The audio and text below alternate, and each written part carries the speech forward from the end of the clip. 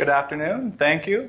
So the alternative title to this talk is Zombies, Bubbles, and Machine Learning.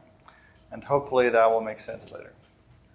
Okay, so as Mike said, I'm Brian Wylie. I'm from Kitware Inc. So Kitware does a lot of open source projects. So if you've ever used CMake, you've used Kitware software. They're involved in many fields, satellite, medical, and they're spinning up now an information security group. So we'll be releasing open source software through that process. So I love open source. I love mixed corgis. They're just so cute. It's the big dog in a little dog body. So the Roni Choudhury is not here. He helped me with some of the presentation materials. He has a background in visualization. Of course, he also loves open source. And for some bizarre reason, he's neutral on mixed corgis. Okay, so a little bit of expectation management for this talk. So it's labeled as a Viz talk. We took the term exploration seriously, and so we kind of just decided, okay, what would be cool? What inspires us? And also, the talk ended up having a little bit more machine learning than perhaps I expected at the beginning. Okay, so what's the best way to visualize security data? I'm not sure. We'll look at a couple of existing examples that are popular in the community, and then we'll look at a few inspirations, and then a couple of demos. Okay, so everybody in the audience is probably familiar with the ELQ Stack. So it's Elasticsearch, Logstash, and Kibana. And so Kibana is the visualization part of the kind of web interface to that open source stack. They have kind of a cool way of making dashboards. So in ELK, in Kibana, you can specify, oh, I want kind of these panels set up in these ways. And then you can kind of set up the visualizations. You can do a very similar thing in Splunk. So lots of good traditional visualizations. Maybe not crazy about the pie charts, but so I wanted to give a call out, a big shout out to secviz.org. So Raphael Marty has been involved in both the security community and the visualization community for well over a decade. And he maintains this website. And so it's a community-oriented website, a bunch of examples of security visualization. And he's giving a black hat talk on visual analytics this year. And the site has really good kind of diverse set of examples, but most of them are graph-oriented. And so we wanted to kind of do something different. So we didn't want to do graphs because those have been done to death. We kind of shied away from the traditional visualizations. So there's a lot of good resources when you're thinking about doing a new visualization. And I just wanted to call out some of the kind of fundamental places to go. So Edward Tufte gets a lot of visibility, and people have probably heard about him. He's great. I definitely recommend reading the Tufte books and going to his website. A couple of ones that I did want to call out that are probably a little less popular. So John Rouser gave a terrific talk at Velocity Amsterdam on how humans see data, and he really went in depth, kind of on a formal, quantitative way around the different techniques and the different pros and cons associated with the different techniques. And there's an old paper, but a great one, by William Cleveland called The Elements of Graphing Data. And this also kind of treats the different categories of visualization and the use cases in a very formal way. And they have a kind of in-depth user studies and things like that. But we didn't do any of that. We were looking for inspiration. So kind of on a lark, we said, okay, well, how can we get creative here? So I like bubbles, I like zombies. So we tried to combine visualizations with bubbles and zombies. So our first inspiration was something called organic visualization. So Ben Fry from the MIT Media Lab has a web page and a lot of publications focused on what he calls organic design. So it's about visualizing and processing kind of streaming data. What does it look as it grows? How does it get organized? What do clusters look like? And how does it evolve?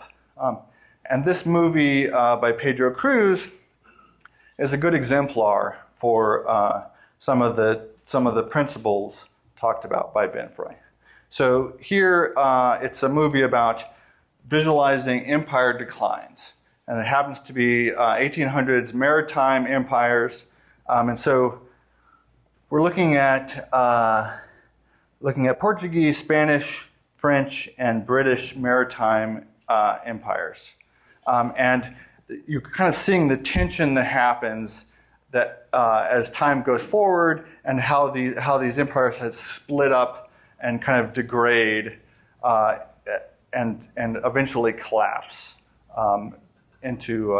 I just thought that was a great visualization that kind of inspired me, right? It felt kinetic. You kind of felt like, oh wow, there's this tension within the organization, and then it explodes apart. So that was our first inspiration. The second inspiration is what we loosely call zombies. It's really the Visible Human Project. So this is a scientific visualization project, and what they did is they took two human cadavers. So they took a male cadaver and a female cadaver. They froze them in a big block of ice, and then they sliced them ever so thinly, 2,000 slices approximately, and they took high-resolution images of each of those slices. And it generated a lot of data, and a lot of the user interfaces, they would have kind of the human sitting there, and then they'd have this widget where you kind of did a cross section. You cut across at a certain part in the cadaver, and it would show you kind of the cross section at that part in this space. And so we tried to emulate that kind of interface for our exploration.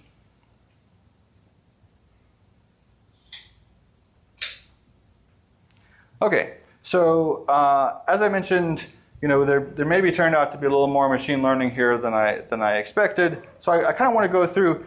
We tried a couple of techniques where we visualized kind of like categorical and numerical data kind of on raw fields, like we were looking at DNS and HTTP requests, and it just wasn't that effective. So we're working on these data analysis and machine learning pipelines. In fact, this is part of this kind of information security thrust that Kitware is doing. So we have several activities happening. One of the ones that's going out right away is this project called Brothon. So it's basically taking Bro IDS and kind of making the bridge into Python, and then bridging from Python to pandas, and then pandas to scikit-learn. So you can go to GitHub and you can look up Brothon. We're going to be giving a BroCon talk this year about that. And so this kind of gives an overview of where Kitware is going. So we're going to provide a set of components and libraries. So this top phase here is really about getting all of the kind of raw network data into a data frame. And it could be either a Pandas data frame or a Spark data frame.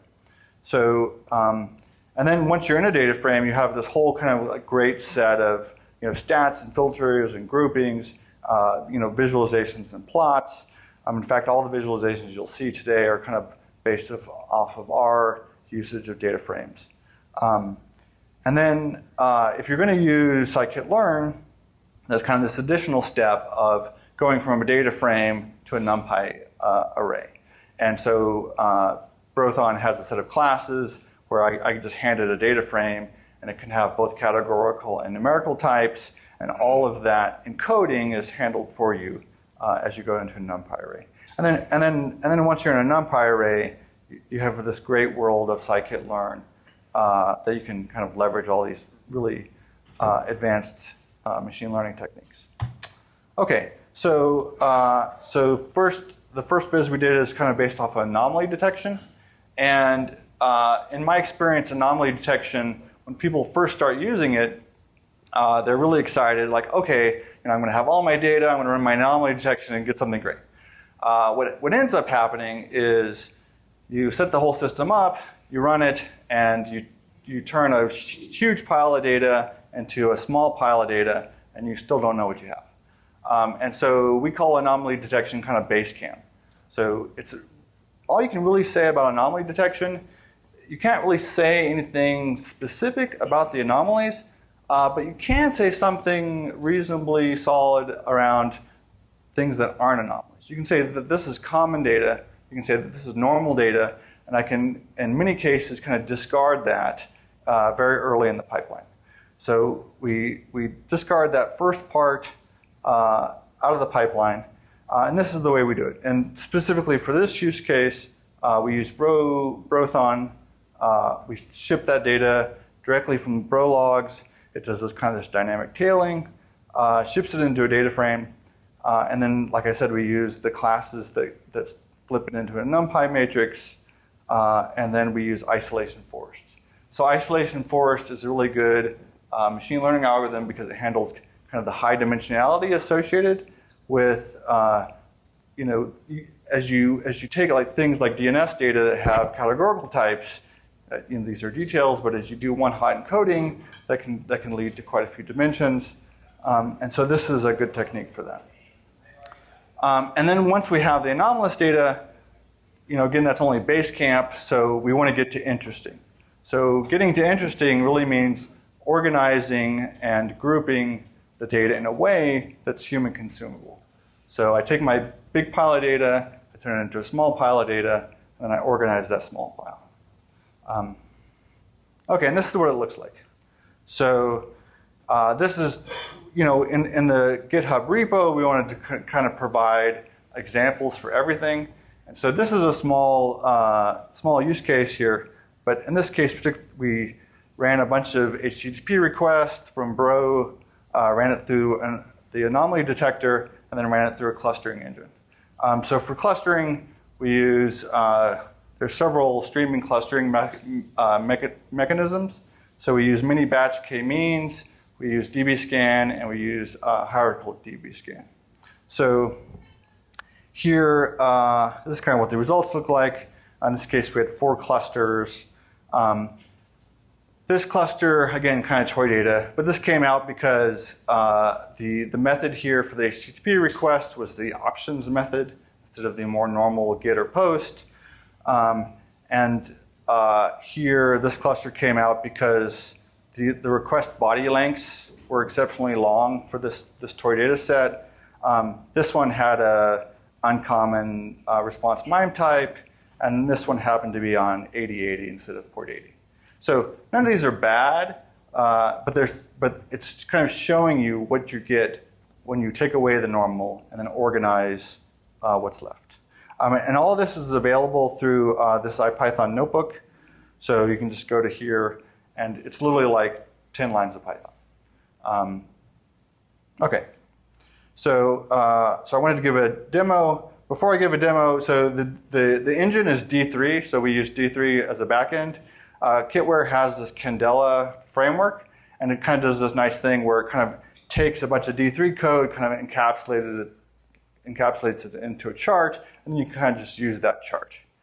So you can go to Kitware Candela and see this kind of thing. All right, so here's a demo. I'll start this going. The data will start streaming in. I kind of just wanted to show this anomaly notebook while we're at it. So again, lots of comments, lots of images here, but really only about 10, 20 lines of Python, and you get all the same thing. So normally we would kind of filter away the normal here, but for this demo we just left it. So I can speed this up, and so what's happening here is data's coming in, anomalies are being identified and then being presented kind of in the display. And so here, we kind of talked about this emulating the visible human. So the idea here is you kind of slice through the data here, and then this is showing you the clusters as we go. And so like here, what we can do here is maybe look at some of the clusters, like, okay, well, what's in this cluster? Oh, it's because they're using the TCP protocol instead of UDP. And like, what's in this cluster? Oh, I see the Z bit here is 1. The reserved Z bit should be 0. Maybe more interesting, like, okay, if I look at this, I can see, oh, these are really long query lengths, and maybe it's doing data exfil or something. And so this is a toy data set, but this works on real data. So we run this at Kitware all the time. Kitware's not a huge place, but we took a 100K DNS log of just normal Kitware traffic, and then we injected a PCAP of malicious traffic. And we just wanted to see, again, all this code's available on that notebook. We didn't make any changes. Is this anomaly thing going to identify weird or anomalous stuff? And so this is the result. So it identified out of 104K rows, it identified 5K rows that were outliers. The first cluster had 851 observations, and it happened to be that it's because the bro IDS hit the rejected flag on this, and this happened to be just a weird server configuration. So the IT guys were actually happy that I found this, and so this was not malicious in any way, but indicated something that we needed to look at. So this is a little. So again, I injected traffic here from a known malicious thing. Does anybody know what this is? Has anybody seen this enough to know what tool? This popular toolkit that might be bluish. All right, Cobalt Strike. So this is Cobalt Strike stage download. So what's happening here is I have kind of normal size query length, but then I have a really big answer length. So Cobalt Strike is doing the stage download. And again, we didn't make any changes to the code here. So this all just popped right up out of the anomaly detection. This is Cobalt Strike's exfil. So very long query length, meaning I'm exfilling data, and then the answer length is very short. So this came out as an anomaly as well. This third cluster, Bro does this thing where, like, if it can't figure out class names and type names, it just puts these dashes in. So this was the dashed fields as a categorical type were marked as an anomaly. And this last one, I don't know. Does anybody know what this last one is? Has anybody seen this? So it's the ESET endpoint security product. So it'll actually use DNS text requests to get URL reputation scores, and so it's using the DNS on your thing as kind of like a tunnel. It's perfectly legitimate, but again, it's one of those things that just came up. Okay, so then the second example is we were enthusiastic and inspired about bubbles, so we did one more bubble kind of clustering diagram, and this one we did on syslogs. So syslogs are a complete mess. It's because they're totally unstructured. I mean, there's a lot of work on parsing syslogs. In this case, we just said, screw it. We're not going to do any parsing. We're just going to take the syslog and blast it through a Similarity Engine. So we use something called locality-sensitive hashing, and this kind of minimizes the number of comparisons you have to do. So the thing with similarities is you don't want to do too many comparisons. So running out of time, I'll put these slides up. So the idea here is that you take the syslog, you tokenize it, and then you can get these similar syslog messages.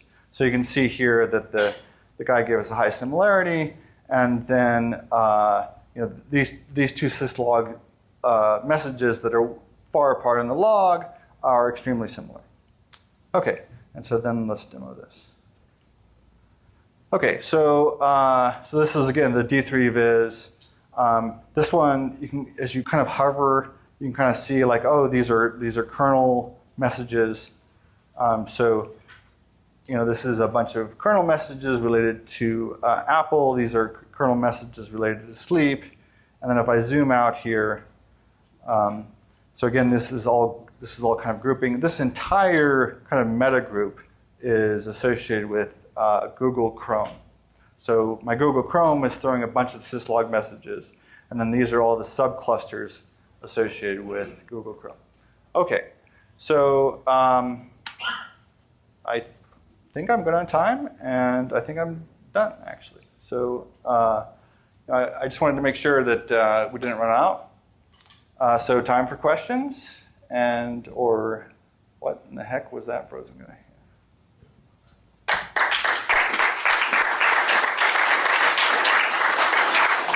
So after you did anomaly detection, you removed the normal, you identified interesting, and then clustered the interesting traffic, right? Yes. So that's all historical data. Now, if I want to do, which of those clusters were really interesting versus, not malicious versus not, and how do I do it on a continuous stream of data? So the question was, how do I mark the clusters as kind of interesting or not interesting, right? And so I didn't have enough time. That was a little more ML, but we have a recommender system that we're working on. And so the idea is it's kind of like Pandora. And so you look at a cluster and you say, oh, not interesting, down arrow. That cluster is interesting, up arrow. And then that recommender system then kind of tracks that and then prioritizes those clusters in the visualization. But this is something that we're working on. How about new traffic? How does new traffic. We've got one more quick question over here, and then we got to call it. Okay, so I'll touch base. Yeah. I'm looking at that visualization. It's pretty cool. Do you think it'd be possible to use it for maybe suggesting new syslog types?